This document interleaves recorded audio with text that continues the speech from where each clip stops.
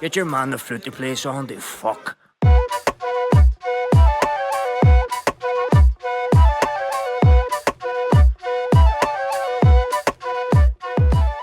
Dear Gwitch everyone, Kajima Tashiv, and welcome back to episode number 92 of the Inline G Flute Podcast with me, your host, motherfucking Inline G. What a week it's been, lads and ladies and all in between. For regular listeners of this podcast, the ones that are there every week, it has been a whirlwind 6 days because, well, as usual, this podcast has to go out in 3 hours. It's going to go live, so it's been 6 days since the last episode was released. Last week's episode obviously covering the Trump administration and the effect on the arts, the classical arts, and especially the situation at the Kennedy Center in Washington. It went live, and the numbers on that episode are obscene. I think it is now the most successful solo episode in Inline G history. I need to go and check all the different episodes on the different platforms, but it looks like it is the most successful. For one big reason, I think. It's a beautiful reason as well. So I posted that episode link in the Flute forum, as I do every single episode. I stuck it in there. Flute forum, for those unfamiliar, it's the online Facebook group with nearly 80,000 members now. Biggest online community of flute players. I throw my episode in every week. It's my market, essentially. Then I went to bed because it was late. Time difference. When I woke up, I had a message from Flute forum saying my episode had been deleted because there was a comment war regarding my episode, and I'm raging because I missed the entire fucking argument and no one took a screenshot to tell me what went on. So if anyone out there knows what happened, please tell me, because I woke up and missed it all. So that happened. Then I made a status about this saying the irony of me doing an episode about censorship of the arts in the United States for a United States-led Facebook group to censor my post about that is beautiful. Mwah, mwah, mwah. You couldn't write it better if you tried. That was gorgeous. It made me so happy that it was removed because it was too political. Like, ah ha ha ha. So a couple of people actually, and I didn't ask them to do this, I never ask anyone to do this, a couple of people did post the link in the Flute forum and said, why has it been removed, blah, blah, blah, which I actually believe those conversations have now been removed as well. But because of that, the podcast did great numbers. All publicity is good publicity. So thank you all very much for tuning in and sharing your opinion. I also am aware that the title of last week's episode was quite clickbaity. And that is often the situation here on these episodes. I put in a title that might, it's clickbaity. It gets people to click. Essentially that. You're listening to this episode, or you're watching this episode right now. You know that these episodes are well researched. They're as balanced as I can make them. They're not inflammatory. They're not defamatory. Get that one more go, Gareth. They're not rude. There's no slander in them. They're well researched. And I'm very careful of that. And I don't attack people, and I'm very careful because it's important. I know I've got a platform and I don't want to get sued. But, okay, fair enough. The titles are a little bit clickbaity. Why? Because it's too easy. Lads, it's too easy. I throw in a title like that. I throw that in the Flute forum, and it's like just fucking fishing. It's like throwing a hook into the water. You throw it in, they all come nibbling. How dare you say that? I can't believe you said that. Haha. It's like, man, listen to the fucking episode maybe. Like, no, I have listened to the episode. Don't listen to the episode. I'm like, well then, sorry, go fuck yourself. But it's a great episode. Now, I do ask myself quite often if that's the most moral thing to be doing. It does feel slightly immoral to be winding up emotions, but, you know, this is one of the few flute podcasts, or podcasts in general, not even flute podcasts, one of the few podcasts in general in the classical music industry that is heavy left-leaning. I know those are tactics of the right, but sometimes you got to fight dirty. So I'm not sure how I feel about that. But anyway, this week's episode is back to usual. We're off the politics. This week's episode is going to be all about flute players that have turned into conductors, because I just had this thought the other day. I was like, fuck, there are a lot of flute players that have turned into conductors. I ended up down a Wikipedia rabbit hole and other rabbit holes, and now you've got an episode out of it. It's my favourite way of making episodes here in Inline G. And also, I'm single-handedly proven how ChatGPT is fucking shite. It is shite, okay? It is useless for this podcast. I've tried to ask it for help sometimes. It is fucking useless because, okay, this is going to sound obvious, but if it's not on the internet, if the information isn't on the internet, ChatGPT can't find it. ChatGPT does not go to the market. It does not run down to the pub. It does not go and chat with your mother. It doesn't know. And as flute players, we don't put a lot online. We have publications, but it's usually printed media. Or we're having conversations in the back rooms of pubs. So ChatGPT doesn't know a lot, and it's great because it's no fucking use to writing a flute episode. So much information there that it doesn't know, and it's never going to get it. Now, I give you an example. Today I asked it for other flute players that had turned into conductors ahead of like the very obvious ones. And it gave me this. Notable flutists turned conductors. Daniel Barenboim. I'm thinking, Daniel Barenboim played the flute? How the fuck did I not hear about this? Potentially the most famous conductor in the world. And it says, while primarily a pianist, he conducted flute-heavy orchestras and worked closely with flutists. And you go, mate, what the fuck is a flute-heavy? That's just an orchestra. That's just, all orchestras are, they're the same heaviness of flutes. There's like 2. Okay, that maybe 3, sometimes 5, depending on the piece. Every orchestra is the fucking same in that. What does flute-heavy mean? No fucking shit. It made me laugh so much, man. And that's where I realised where AI feels, regular I come stepping in. Because you guys are my I. You're my intelligence out there. Because I reached out to you on Instagram, asked about other flute players who turned into conductors, and got so many answers. It's fucking class. So today we're going to look at this phenomenon of flute player turned conductor, why it happens, why it's so unusual, because it's disproportionately high for the instrument, so why it's unusual for a flute player to do it, and why it's disproportionately high, and then a few other things. Now, I had other ideas about how I was going to structure this, but then, as usual, started researching more for this episode, and it got political in the middle. I'm going to be talking a little bit about DEI in America. I'm also going to be talking about the gender gap and the underrepresentation of women in the conducting industry, because I found it out and now I'm fucking annoyed. The original ethos of this podcast was meant to be, if I had something in my mind and you met me in the pub and I had 3 pints, you got this. This is what I would tell you. And that's what the podcast was meant to be. That's the vibe I was going for. Nice and light and just info dumping on you, if you will. Because people say in Ireland, I don't know if that's just an Irish thing, but there's a phrase that goes, he'll tell anyone that'll listen.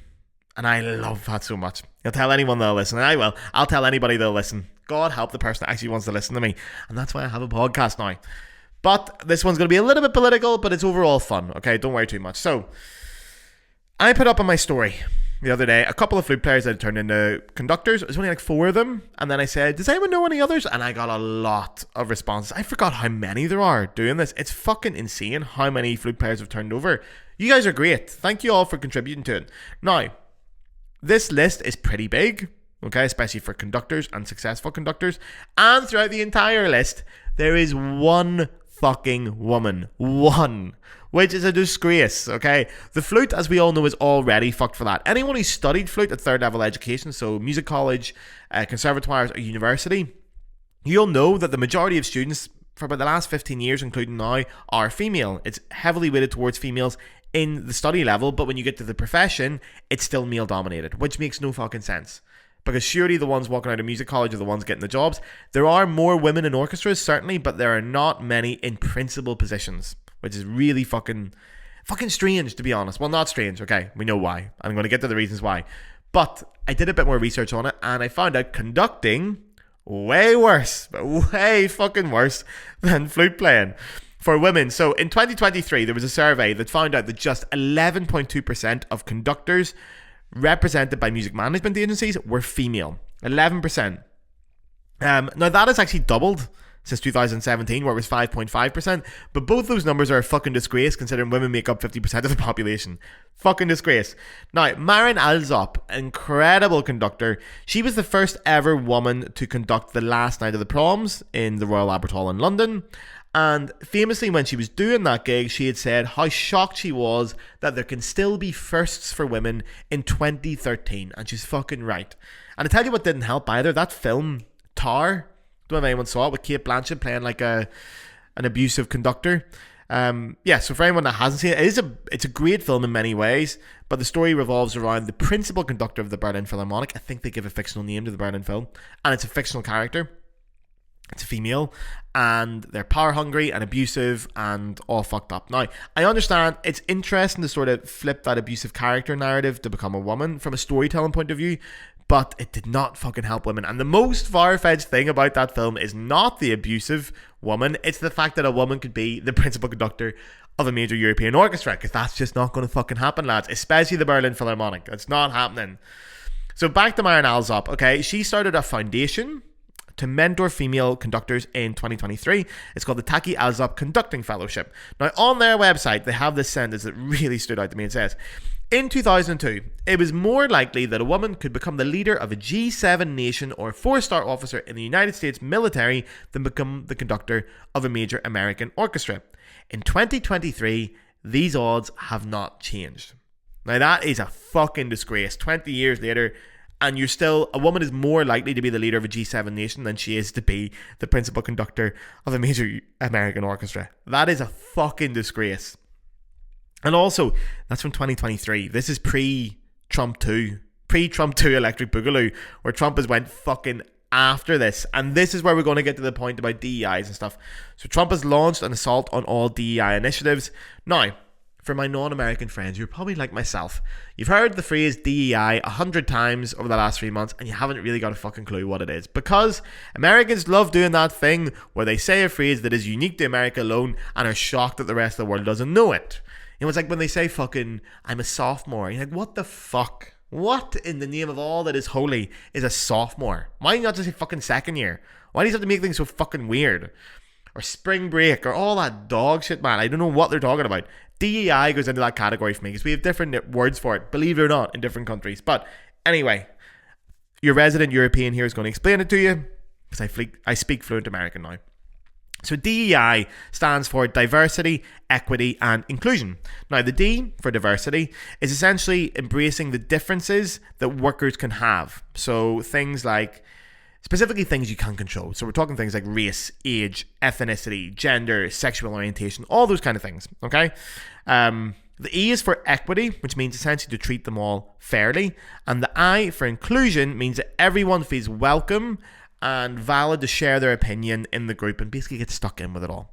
Okay? Now that makes sense so far. When I talk about it like that, you're like, well, yeah, Gareth, that's totally reasonable. Why would anyone attack that? It's a bit like the word woke. I talked about this in last week's episode. Woke is not a bad word. Woke is a fucking good thing. Do you know what? In Belfast, we call woke and DEI, these things, you know what they mean? Being fucking sound. Being nice. What, you're not judging someone based on their race, age, and ethnicity instead of the content and strength of their character? That's called being fucking sound, man. Alright? That's all it is. It's, fuck me. And I hate the way these words became weaponized by the right as if an insult. Like, oh, you're a DEI hire, or blah, blah. Yeah, it's called being sound. But anyway, DEI is not new. And this is really important because it's got a lot of traction in the last few years, especially with that fucking virgin. He's not a virgin, but he behaves like one. Elon Musk. Fuck.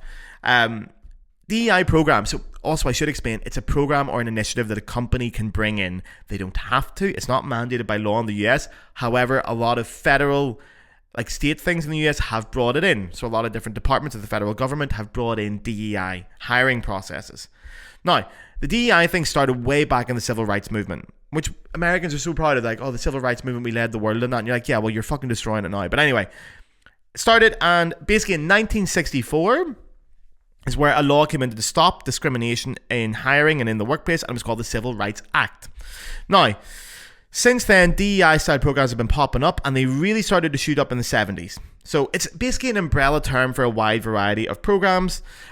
Some people call them racist against white people, and in my opinion, you can go and fuck off. You can't be racist against white people, okay? You just can't do it. They're not a minority group. They don't suffer because of their race. You cannot be racist against white people, especially in America. Maybe, I don't know, maybe in other countries you can, where white people are a minority, but even then, I don't know. I don't think you can, lads. But fuck off if you're calling it racist. DEI is not racist against white people. Jesus Christ. Now, here's the bottom line, okay? Because Stone Cold said so. Most business, now again, this is my opinion, most businesses and organizations should reflect roughly, the societal makeup of their respective country. So what I mean by that is, let's say I don't have the figures for this, but let's say the percentage of black people in America is 5%, whatever it is. That means that most businesses should be reflecting a 5% population, a 5% workforce of black people, because it reflects society. It just makes sense. If there's that many people in the industry or the society, there should be that many people in the industries. It makes total sense. If we look at Germany and Turkey, for example, so Germany has a very sizable Turkish population here through immigration, not just people born in Turkey, but also first generation immigrants, second generation immigration, but a very strong Turkish population. Now, estimates vary on this. it seems to be generally in and around 3 million people have some kind of Turkish ancestry. Now, it's very important to note on this that these are estimates and they can vary widely. It's so hard to know this. How you measure it is very important. So there's so many different numbers for this. But the best I can find that seems most accurate to me is around about 3 million people have Turkish ancestry. Now, Germany has a population of around 83 million people. So that says 3% of Germany is roughly 3% are Turkish. So you expect 3% of most German workforces to be Turkish or Turkish ancestry.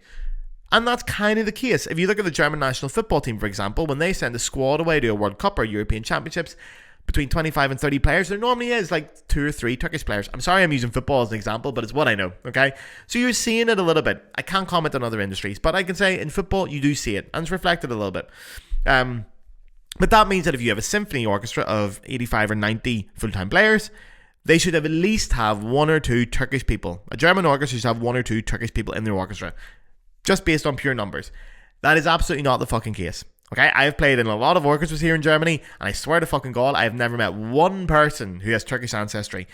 I don't think I've met anyone in Germany that plays in an orchestra that is not white or Asian. That is the only 2 ethnicities represented. And when I played in the United Kingdom, I played with 1 black person in all the years in an orchestra. It is a fucking disgrace, and it's weird how unbalanced it is. And when it becomes that unbalanced, you have to notice it, because it's disproportionate to what the population is. There's something going on there. It's not normal, because not every other industry, but a lot of other industries do reflect society based on those numbers. Roughly, again, I'm not saying it has to be bang on, but it just makes sense. If that's what your population is, that's what your workforce is going to be. It makes fucking sense.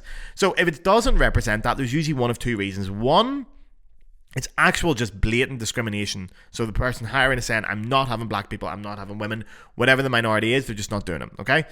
Or secondly, there's some kind of structural obstacle that's in the way that stops people getting into the industry in the way they should, essentially. Now, this is especially in the arts. We see this really evidently clear here, because women make up 50% of the population. It makes sense that women would make up 50% of the workforce in most industries, especially the arts. Because in the arts, when you go to study it, again at university, all the arts, women are more than 50% represented. But they're not in the profession. The only time they're equally represented in the profession is when it's things like in classical music, for example, when you have opera singers, where their voice type is needed. Because obviously, most women have a voice range that is higher, most men have a deeper voice range. There are exceptions to that, but they are exceptions. It's a physical thing. So you're going to see, that's the only time you'll see women fairly represented in major roles in classical music or the arts. Apart from that, it's still widely unbalanced. It's fucking insane. The Me Too movement kind of kicked that all off for women. It started to push things forward. In 2016, when that all started, it really sort of made it less acceptable to be openly sexist for a little while. But like any social movement, you do worry it's going to run out of steam. Time is very much of the essence when it comes to these social movements, and you really hope they can get all the work done when strike when the iron is hot, essentially. And there is a glass ceiling, and I do fear a little bit that when it comes to female representation in classical music, that glass ceiling has been reached. I really hope it hasn't. For a while, people were afraid to be openly sexist in classical music from 2016 onwards. Before that, it was not okay. Or it was okay. Sorry, it was okay. The amount of sexist comments I've heard in classical music pre-Me Too was wild, and I saw the shift. I was in Paris when the shift happened, when the Me Too movement happened. It was nearly overnight. I remember it so clearly. I won't say the person, obviously, but someone I know was going into conservatoire, and I was watching this happen. No, I wasn't watching this. They phoned me. I watched the second bit. They phoned me to say, when they were going in, there was a guy that worked where you have to go and get the room keys off him. A guy that worked there, nothing to do with music. And this person I know, a woman, went up to him, and he said, "Oh, you look tired." And she went, "Yeah. Long night." And he said, "Were you up fucking like a dog?" He said, sorry, I shouldn't have said, I know this is disgusting, but he said that to her, and she was so offended at it, and she rang me, and I got typical fucking Belfast. I was like, I'm coming down. I'm gonna come down there. I'm gonna knock his bollocks in. Then we'll see who's a dog. All right, I'm on my way. Tell him to open the door. It's like, right, guys, calm down. Like, right, fine. But I did say, go to the director, because the Me Too movement had just started like 2 weeks before. The minute she said it to the director, he was like, get him up here now, because with all that's going on in the news right now, we cannot have this happen to us. So whether people change their opinions or not, I don't know, but they were certainly more afraid to be sexist. And that's lasted not even 10 years, and fucking Donald Trump has been re-elected, and all that work has been undone. certainly in America. I hope that it's just a blip in this whole thing, and Donald Trump's attack on DEI, where he's removing it from as many places as possible, removing it from the federal government, blah, blah, blah. I hope that it is just a blip and the movement will keep going forward. I really do. But it seems right now that it's more acceptable to be sexist and racist than ever in America, and it's incredibly sad. Also in Europe, but just not to the same extent, or not in the same way from what I observe anyway, especially in the classical music industry. Okay, but so women are conducting more. I have to say this, women are conducting more in the last 10 years, but again, they're not getting the top job. They're not getting the principal conductor job, where they're the permanent principal artistic director of an orchestra for an extended period of time. They're getting guest ones. And it does feel a little bit like they're being brought in, you get your gig, you fuck off. Even though there's some incredible female conductors out there, we know this is not on merit, because there are also some male conductors out there who are dog shit. But they're getting the gig anyway because they're old and they're famous. The amount of people I know who play in a major orchestra that will tell you about really famous conductors, and they will say when they come in, we make an agreement as an orchestra, we don't watch the conductor, we watch the leader, and we get through this concert. They cannot conduct to save their fucking lives, but they're important. We know it. Conducting top orchestras is not always a reflection of quality, as in most industries. But if you look at principal conductors, the UK has none. I think at the minute, I could be wrong, but I do not think any major UK orchestra has a female principal conductor. The last one I remember was Anna Maria Helsing, who was conducting the BBC Concert Orchestra. She was principal, but she's been gone for a year now. And Mirga was obviously in charge of the CBSO for a long time, but I don't think it's anyone else.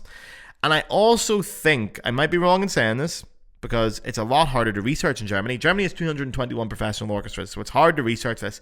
But I think Germany only has one principal conductor out of those orchestras, and that is Joanna Malwitz at the Concerthaus Orchestra in Berlin. I do know that Joanna was the very first female principal conductor in Berlin, and that was only 2023. So I wouldn't be surprised if there wasn't many else going on. So anyway, guys, sorry, keep going when you get to this list. Jeez, I banged on about that. This is the problem. Fuck me, man. I get down these rabbit holes. Anyway, the list of flute players turned conductors, there's fuck all women in it. There's one, right? And it's sad. And even then, it was hard to get that. Like, it's worse than female flute players, which I've talked about in an episode earlier, way earlier. I don't know when. Like, it was one of the first episodes I did about female representation in the industry. So go check that out if you want to say. But anyway, here's the list. So the original conductors I put down for flute players turned conductor, there's a few. First one that came to mind was Alexandre Desplat, or Alexander Desplat, if we're going to insist on butchering the French language. Now, he is a conductor. People sort of forget he's a conductor. He's more well known as a composer. He writes film music. So his film scores, the most famous ones, things like The Imitation Game, that one with Benedict Cumberbatch, King's Speech, Grand Budapest Hotel, Argo, basically all those films who hipsters who wear like these kind of rings, men who wear these rings will tell you that's their favourite film. For the audio listeners, you can't see this, but I got a ring and I feel like, I don't know if I'm a dickhead or not yet.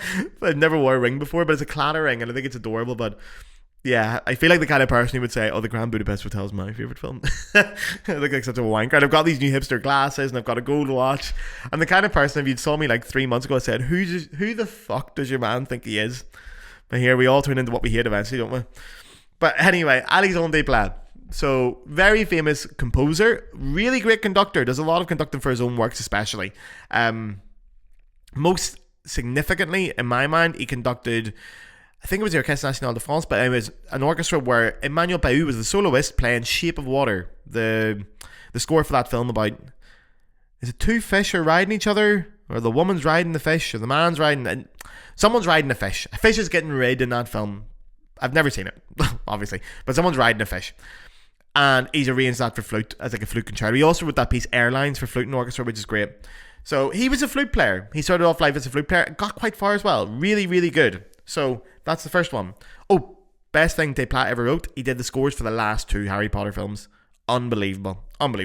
Next up, Thierry Fischer, another francophone conductor. He's actually Swiss. He was chief conductor of the BBC National Orchestra of Wales from 2006 to 2012, which is when, well, part of that time I lived in Wales myself. I was studying there. He is now the director of the Sao Paulo Symphony Orchestra and the music director emeritus. I never say that word right. Emeritus. One of the Americans helped me out here, of the Utah Symphony Orchestra, where he was previously director as well. And he was a really good flute player back in the day. So he studied flute, he was principal flute in Hamburg, and then off to Zurich Opera. And his first ever gig conducting was the Chamber Orchestra of Europe, where he was principal flute at the time. and the conductor was Claudio Abbado, and Abbado was sick, and Fischer stepped in to conduct, and that was the start of that. But what a gig, man. Going from being principal flute of, in my opinion, one of the best orchestras going, chamber orchestra of Europe, to then conducting them. Amazing. And his first ever principal conducting job, Ulster Orchestra in Belfast, 2001 to 2006. Also, this is episode 92 of this podcast. I have found a way to squeeze in Belfast to every single episode, and long may it continue. We did it again, baby, up at Belfast. Next up, Patrick Gallois, another very, very famous flute player for us. I mean, not as famous as a conductor, but certainly as a flute player, he is very renowned. He's also very known for playing that mad flute, isn't it? Abel? He plays Chris Abel. Where the key, it's a wooden flute, but it's got square keys, like square metal keys. It's a mad instrument.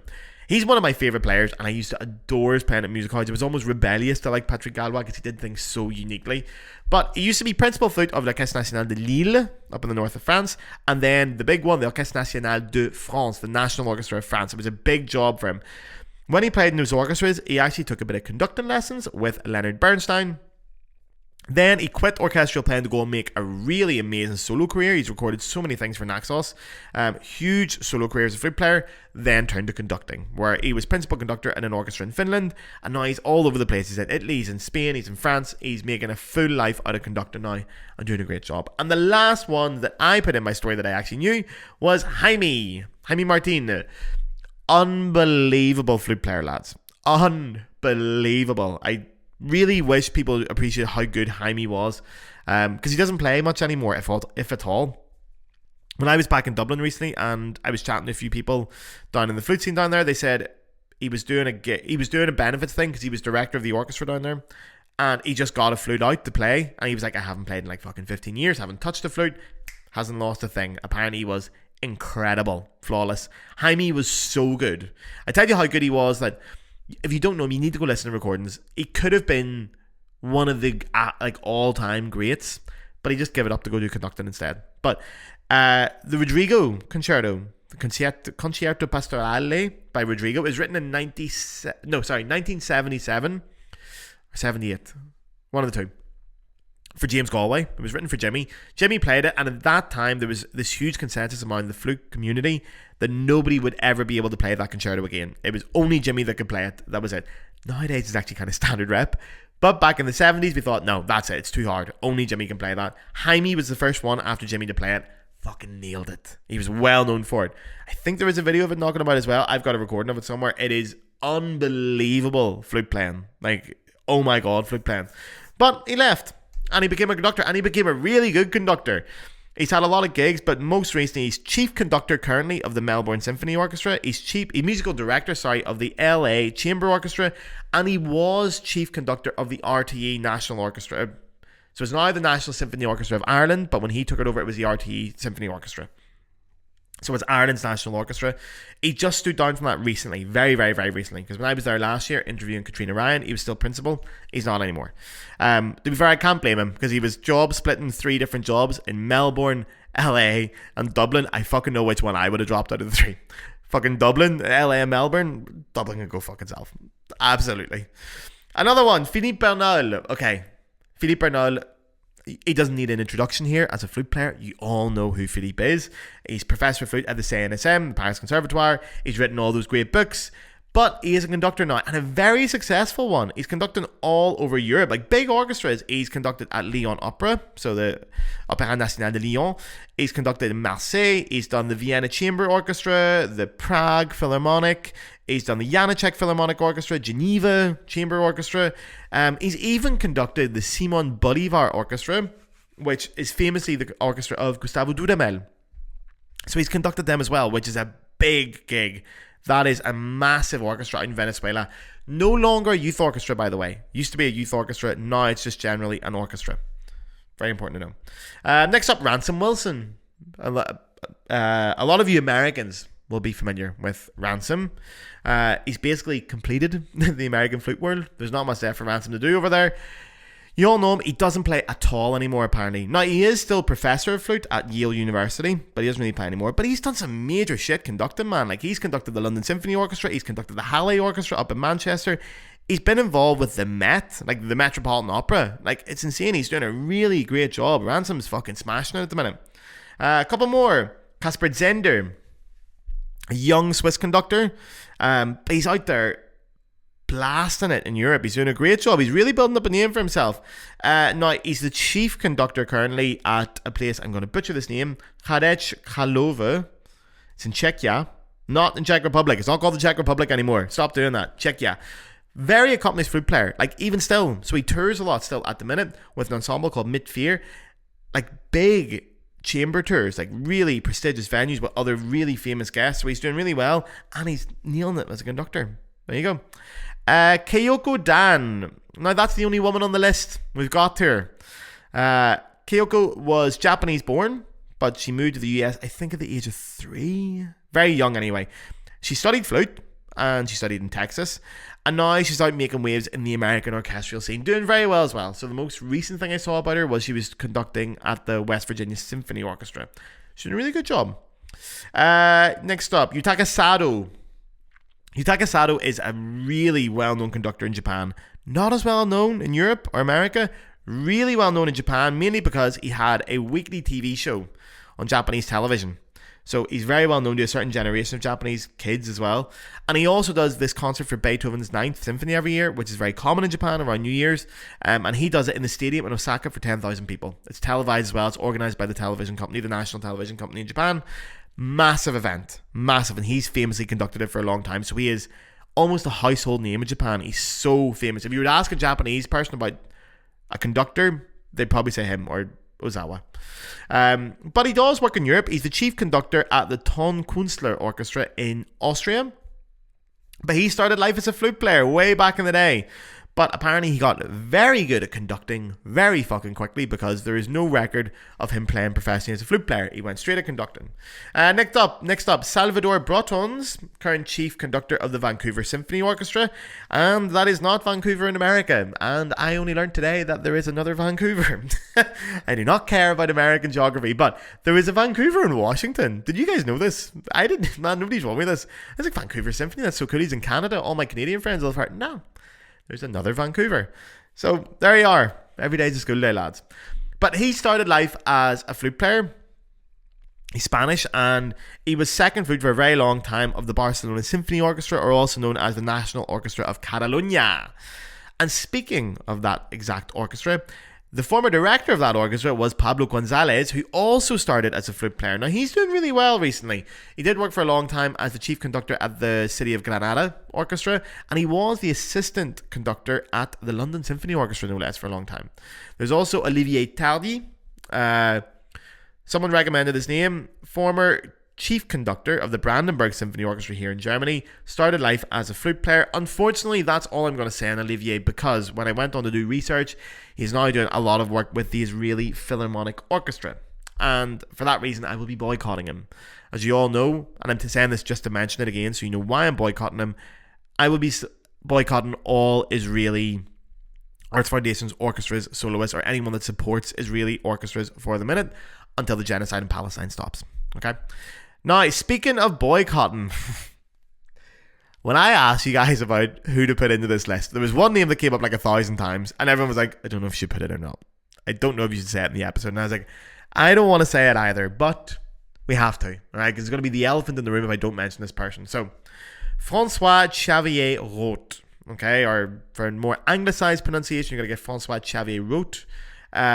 Very, very famous conductor. Probably the most famous conductor on this list by far. He studied flute to a really high level. He actually studied with Alain Marion in the CNSM in Paris Conservatoire. But he is a major conductor. He was former guest principal conductor of the London Symphony Orchestra and the SWR, the SWR Symphony Orchestra here in Germany. One of the best orchestras in Europe, down in Stuttgart. But especially for me, it'd be weird not to mention him, because he was for a very long time the chief conductor of the Götzsche Orchestra, which is one of the orchestras based here in Cologne. Unbelievable orchestra. So underrated as an orchestra outside of Germany, because in Germany we know how good they are, but they are an unbelievable orchestra. Cologne has some amazing orchestras here. I'd say outside Berlin and Munich, it is the city for classical music. I'd even say it's a little bit better than Munich, because you have the Götzsche, you also have the WDR, the WDR Symphony Orchestra, and you have the WDR Funkhaus Orchestra. And a lot of chamber music going on here as well. It's a big, big classical music city here in Cologne. So, Francois was the director of the Goatsnitch, and then he was given a very special title, which is the General Music Director of Stadt Köln, of the city of Cologne. So he was the music director for the city officially, with all these orchestras and stuff.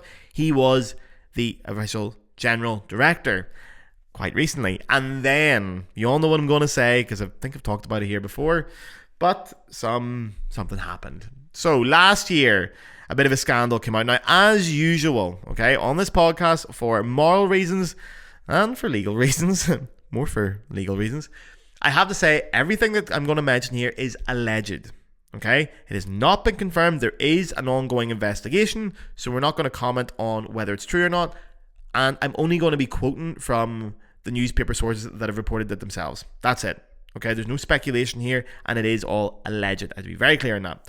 But two journalists did a piece for a publication in France called Le Canard Enchaîné. Essentially, what they did was they interviewed a lot of players from different orchestras. He has an orchestra in Paris called Les Siècles, a period instrument orchestra. They interviewed quite a lot of women, also some here in Cologne, and essentially he was found to be sending inappropriate messages quite often and quite frequently, or allegedly, to female members of the orchestra. Essentially, he was sending women pictures of his Mickey. Now, let me talk about this, alright? I feel like I should never have to say this again in this podcast, but just so you're all clear, don't send pictures of your Mickey to anyone who didn't ask for a picture of your Mickey, alright? There you are, lads. Keep your Mickey to yourself unless someone asks for it. Now, if someone comes up to you, people have come up to me and they've said, Gareth, I would love nothing more.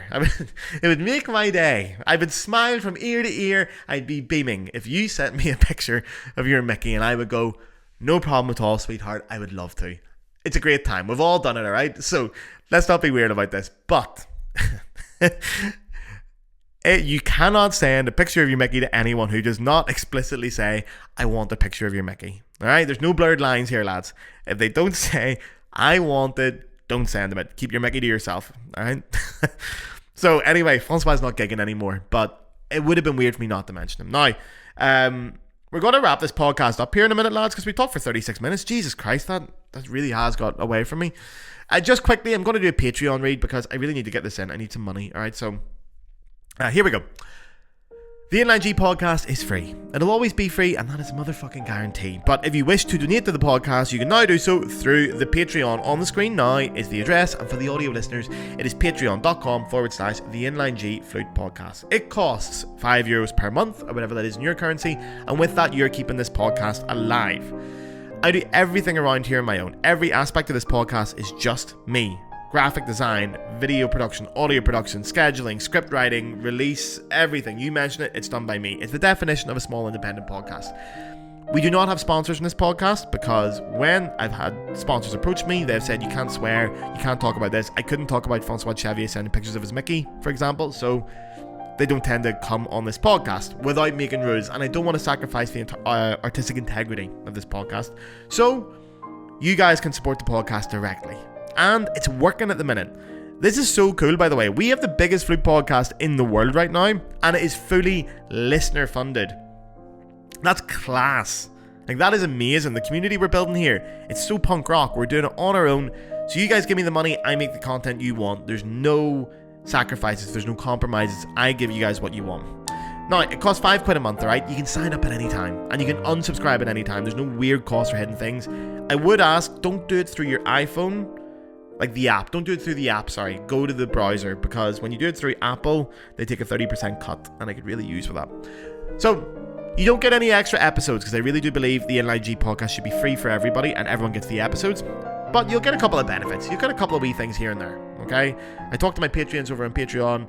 You get a wee trading card. You get access to other things. But more importantly, you're keeping the podcast alive, and you're paying me for my work as an artist, which in the current climate is so appreciated. So if you can afford it, go and sign up over there. It's £5 a month if you can afford it. You just think, as said, lads, if you listen to this podcast every week and you think, fuck, if I saw Gareth in the pub and buy him a pint to say thank you, that's it. That's what you're doing. Unsubscribe at any time if you can't afford it. And listen, if you can't afford it in general, it's fine. We're artists here. Times are tough. Someone else is paying so that you can listen for free. Now, we're going to wrap this up by talking about why it's so strange that conductors are flute players. Because you're probably thinking, well, we're all great. Why can we not be running the world? We should be presidents as well. Is it Macron used to play the flute as well, didn't he? No, Keir Starmer played the flute. No, prick. But anyway, Yeah, you're all thinking there's nothing surprising about that, guys, but there's many things surprising, because normally conductors are former piano, sometimes violin players, sometimes cello. Now, why? The piano, the basic thing is it gives you a deeper understanding of harmony, because you're playing chords. You have to understand exactly what is going on with the harmony. So you're playing all the notes, you know where they are, where they relate to each other. If you ever look at a piece of piano music, especially hard piano music, there's a lot of fucking notes. They do not read all the notes all the time. They will not go to every chord and go C, E, G sharp. They won't do that. They'll look at it and go C minor chord, C major chord, C7, whatever. They have to understand harmony to make it by, and that is so important to conduct in an orchestra. Kind of similar with violin and cello. They are solo instruments, but because they have so much rep and so much more career opportunities to be orchestral or chamber music or soloist, they explore things a lot more. That's a luxury we don't get. We kind of have to do everything and hope that something sticks. Violin players can choose their career path a little bit more. So they will study harmony, they'll study their role in the orchestra more, especially for chamber music as well. They have to do that. So they have to do it. Both instruments, or all three instruments, have to do a lot more theory, because it has a very practical application to their careers from an early age. Okay? We don't have that as flute players. Also, when it comes to being a conductor, you want to be able to study piano, but you need to know everything about every instrument. So you might have your piano or your violin, but you want to be interacting with as many instruments as possible to understand how they work. All those little indiscrepancies that happen with an instrument. For example, in the woodwind section, a conductor needs to know that when they're doing a diminuendo, when they're going quiet, flutes have a tendency to go flat, clarinets have a tendency to go sharp. You need to know this to be ready for it. You need to know how it phrases as well as a conductor. Obviously, when woodwind players, we need to breathe. The oboe, for example, the bassoon with the double reed, they need a little bit more time to get a clean attack, as opposed to the flute, where we can open the sound up much easier.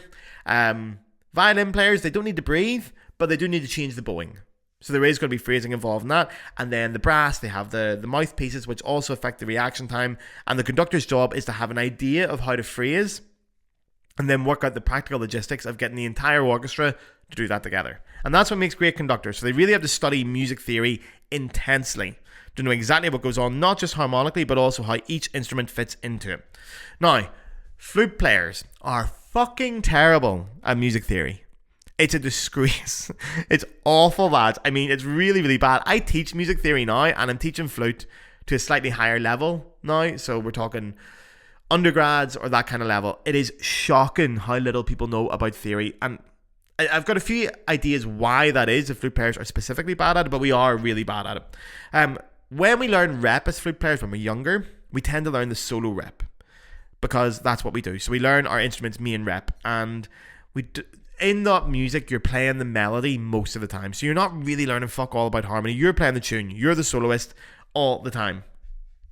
And honestly, our flute rep, if you take things like the Chaminade Concertino, harmonically, it's not that interesting anyway. It's not the world's best music. It's not like you're playing the violin and the piano where you're playing Rachmaninoff and Tchaikovsky and Beethoven. We don't get any of that. Okay, so we're getting pretty substandard music when it comes to harmonical progressions. So we don't learn a lot about it. We don't need to. We don't need to go into the depth. The only time we have to do that really is for when we're playing the Mozart concertos or the Bach sonatas. They're the ones that really need it. Or some other Baroque stuff kind of needs it too. But generally you can get away without doing it, which is a little bit annoying. Also, we play the melody all the time, and our most frequent chamber music partners when we're learning the instrument is piano. We all play with piano all the time. And there is the big problem and the thing we need to understand, and I hope I can squeeze this into the next 2 minutes, right? But I did an entire episode on this. I think it was called Pythagoras and Sexy Teachers or something, because all of this I'm going to talk about with intonation has its roots in Pythagorean theorem, which I learned in school in maths when I was 14, and the teacher then, Miss Redding, God bless her, most beautiful woman in the world. Miss Redding, if you're listening, I hope you're still Miss, by the way. Hope there's no misses, hope there's no ring on that finger. Call me.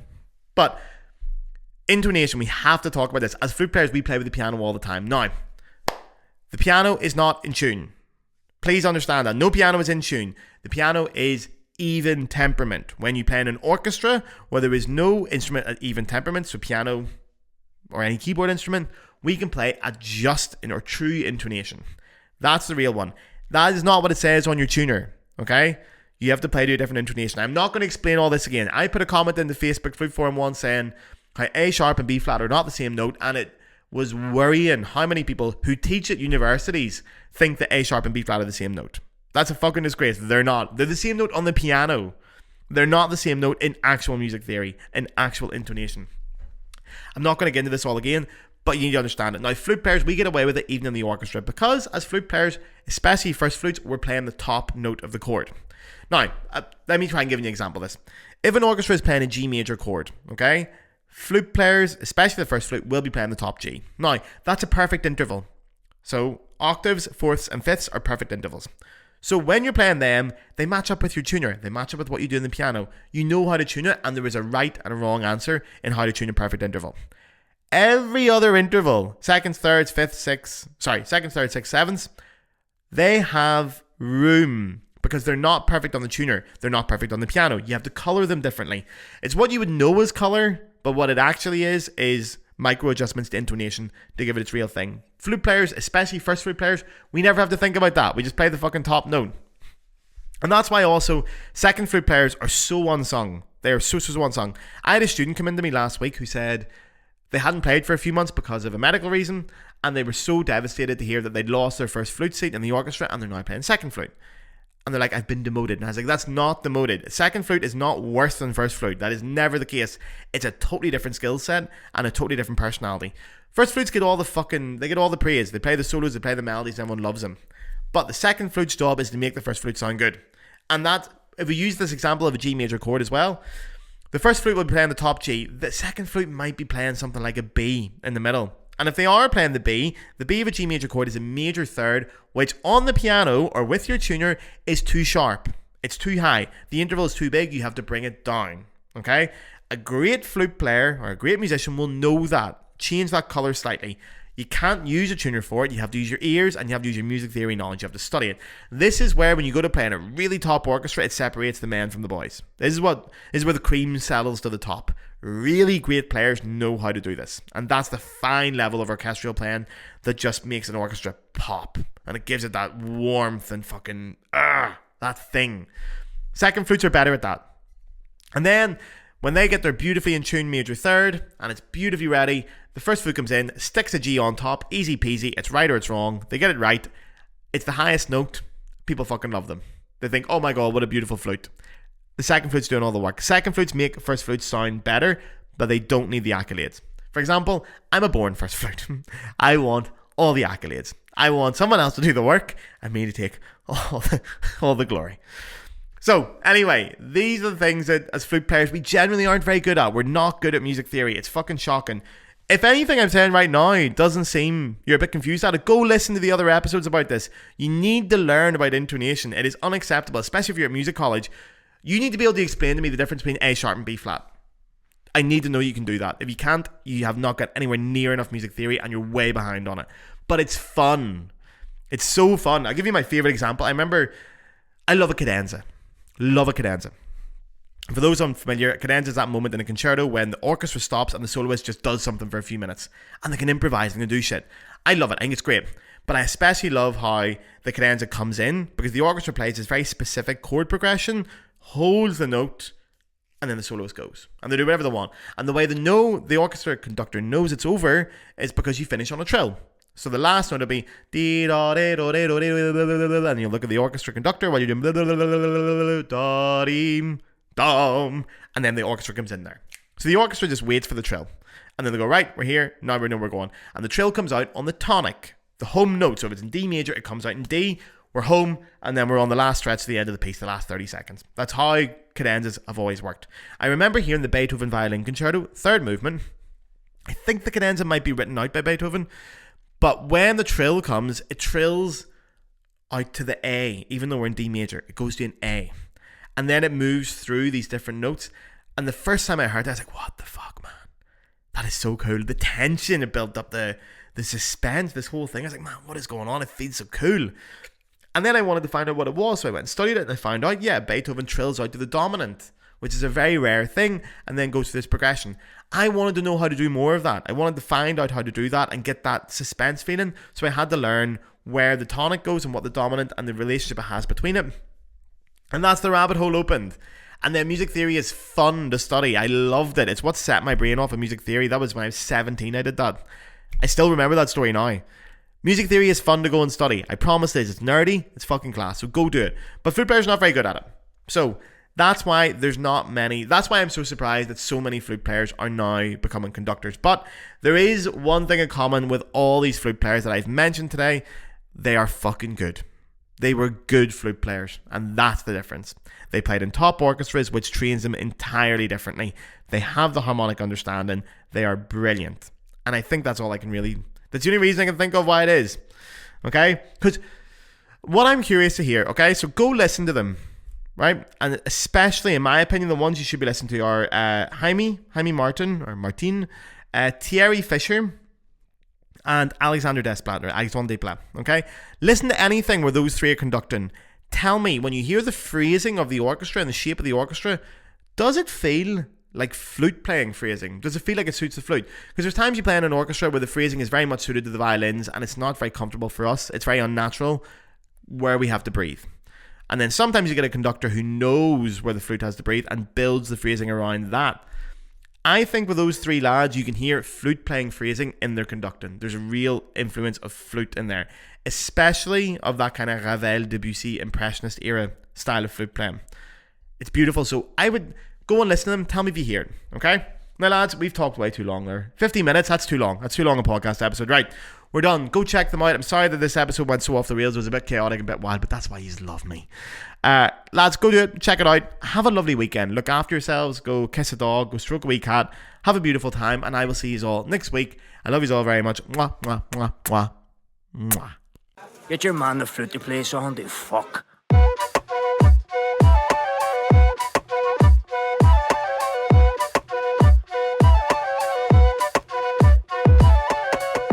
Crocky, hot the druids.